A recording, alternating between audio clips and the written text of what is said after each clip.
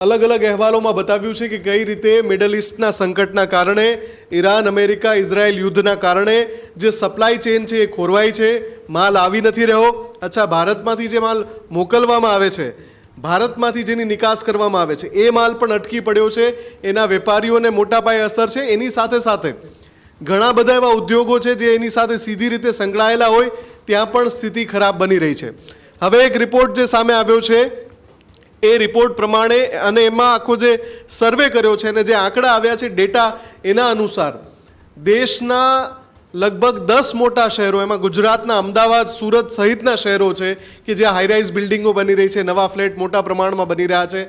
2021થી માંડીને 2023 સુધીમાં જે પ્રોજેક્ટ શરૂ થયા હતા, જેનું પોઝેશન 2026ની શરૂઆતમાં મળવાનું હતું, એ પોઝેશન ભલે એના એડવાન્સ પેમેન્ટ જે પણ ડાઉન પેમેન્ટ કરવાનું હોય, લાખો પરિવાર એવા છે દેશના જે આ ફ્લેટની રાહ જોઈ રહ્યા છે, પણ અત્યારે એ જે કામ છે, બાંધકામ છે, એ વિક્ષેપિત થઈ રહ્યું છે કેમ કે સિમેન્ટ અને સળિયાની કિંમતો આસમાનને આંબી રહી છે। કારણ શું છે? તો મિડલ ઈસ્ટનું સંકટ, મિડલ ઈસ્ટમાં જે યુદ્ધ ચાલી રહ્યું છે એના કારણે જે પુરવઠો નથી આવી રહ્યો, એથી બાંધકામ ક્ષેત્રની ન માત્ર સિમેન્ટ અને સળિયા, બીજી ઘણી બધા એવા મટીરિયલ છે, રો મટીરિયલ છે જે ખૂબ મોંઘા થઈ ગયા છે। એટલે ઘણા બધા બિલ્ડરે જેમની જે અનુમાનિત કિંમત હોય એનાથી પ્રોજેક્ટ ખૂબ મોંઘો થઈ રહ્યો છે, એટલે કામ થોડું ધીમું કરી દીધું છે, અથવા તો કામ અમુક સ્થળે અટકી પણ ગયું છે। રેડી ટુ પોઝિશન જે ફ્લેટ હોય એ અત્યારે જે બની જવા જોઈએ એ ડેડલાઇનમાં નથી તૈયાર થયા, એટલે લાખો પરિવાર પોતાના સપનાના ઘરમાં જવાની રાહ જોઈ રહ્યા છે। આ બધા જે ફ્લેટ છે એમાં સૌથી ચોંકાવનારો આંકડો મુંબઈથી આવ્યો છે।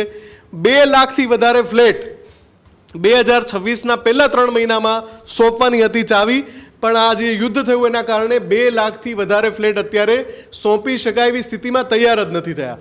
પુણે આ યાદીમાં બીજા ક્રમે છે, જ્યાં 1 લાખથી વધારે ફ્લેટ એવા છે જે 2026ના પહેલા 3 મહિનામાં સોંપી દેવાના હતા, પણ મિડલ ઈસ્ટના યુદ્ધના કારણે એ સોંપી શકાયા નથી। હજુ કેટલો સમય લાગશે એ જે પ્રોજેક્ટ જેમનો છે બિલ્ડર કહી શકતા નથી, કેમ કે તમે જોયું કે ફરી પાછું ત્યાં યુદ્ધની સ્થિતિ ઊભી થઈ છે। ઈરાન અને અમેરિકા એકબીજા પર હુમલો કરી રહ્યો છે।